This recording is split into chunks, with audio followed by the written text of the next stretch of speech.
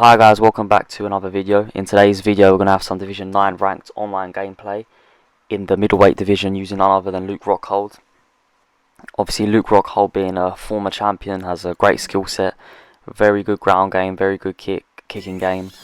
So I thought I'd showcase some gameplay using him because despite how good his skill set is, his chin health is, not the greatest. After Michael Bisping showed people the formula to beating Luke Rockhold, he's just been on a downward spiral since then.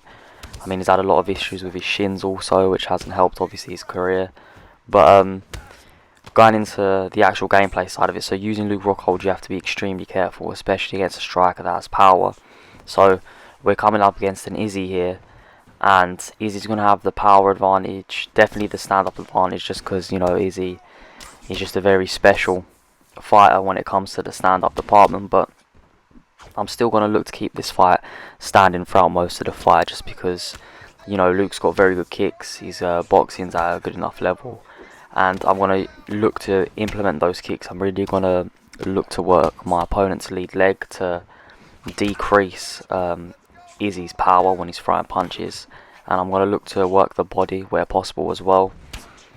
But if a takedown does present itself, if an opportunity does arise, I will take it. I'm not going to look to force the wrestling exchanges.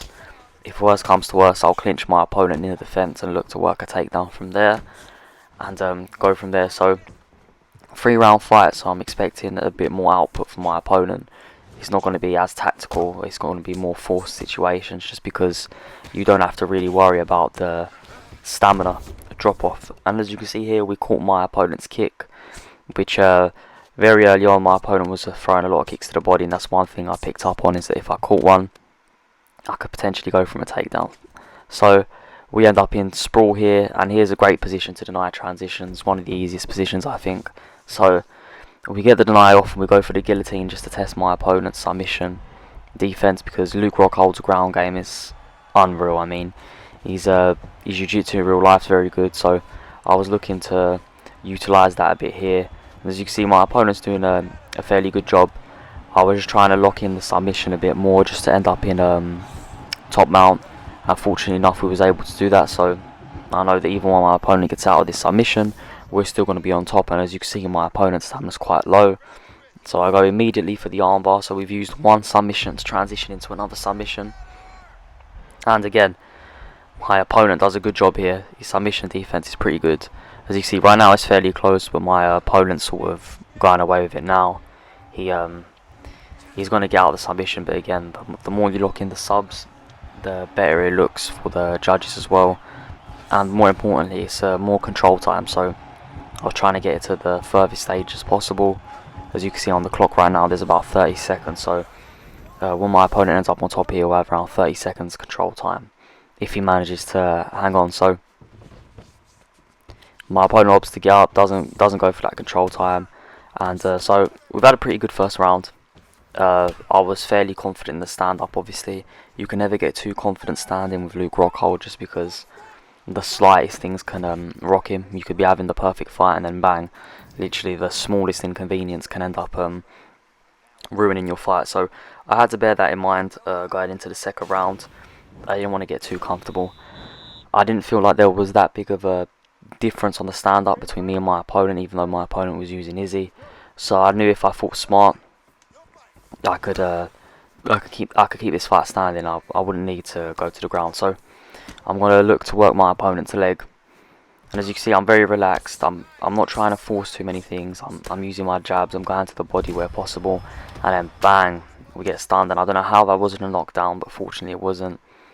And it's not an ideal start to round 2, obviously, but I've just got to take that step back and compose myself. I don't want to get pressured too much, and that's one thing the teep kick is amazing for. It's alleviating that pressure. So if your opponent's pushing you, throw a teep, push them back.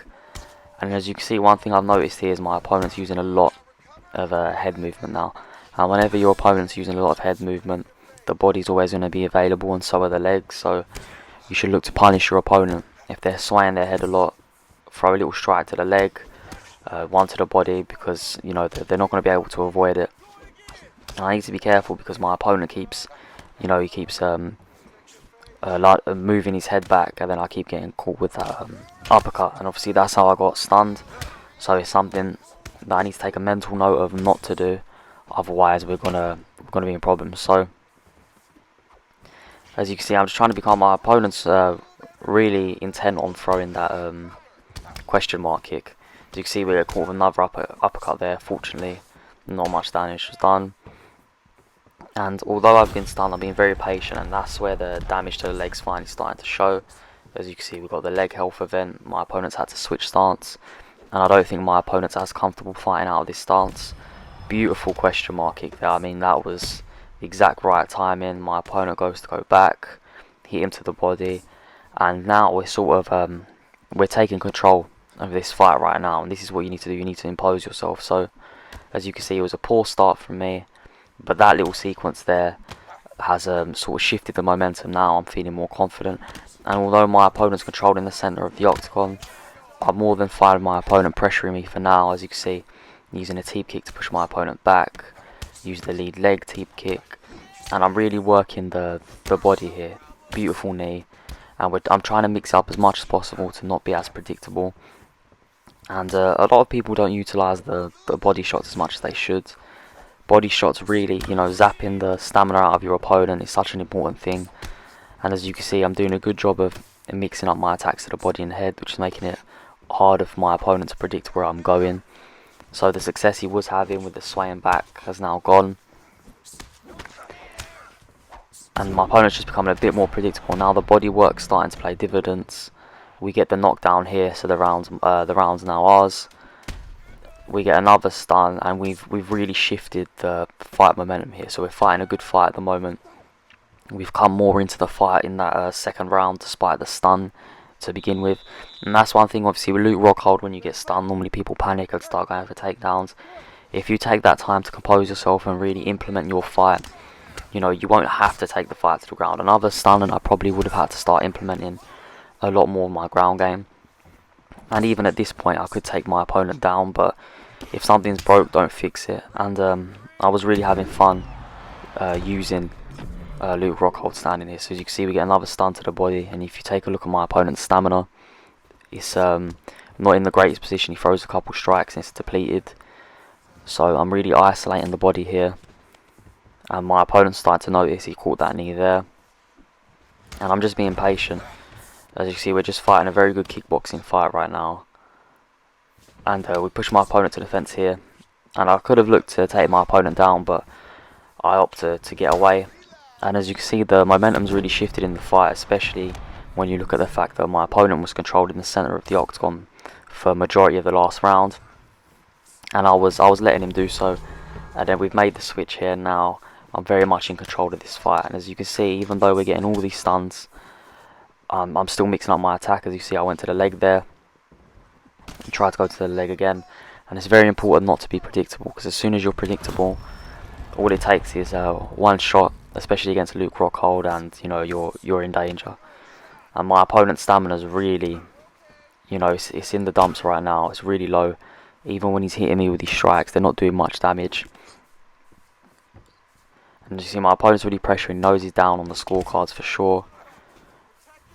And I'm just remaining calm, mixing up the attacks, going to the leg again, getting that leg health event. And my opponent, as I said, he switched back to this stance because obviously he doesn't feel confident in the other stance. And now we're really starting to work. I mean, I can finish the fight when I want here. It's not going to take much, as we did look for the judo throw there. Being very calm, tried to look for the question mark kick, finished, didn't get it. My opponent's looking for the flying knee constantly. Just remaining calm, looking for a teep kick, and then we get the teep kick finish. So overall, I think that was a very good performance with Luke Rockhold. Very accurate, obviously. Everyone knows his downsides, which is the chin health, and as you can see, we recovered nicely from the second round in which we got hurt. And the important thing with Luke is obviously you have to be very, very wary, very careful, and I believe using fighters like Luke with low health stats really improves your overall game, because you're a lot more careful. You don't take it for granted. It really helps improve on stand up, especially because obviously standing up's where the main danger is, and that's what I was doing. So yeah, if you want to improve your stand up, maybe look to use fighters with lower health stats like Luke. He's really helped improve my kickboxing. I've been using him more so lately. These are the fight stats right now, and it's going to show the judges' scorecards. Thank you for the support lately on the videos. Thank you for watching this video, and I'll see you next time.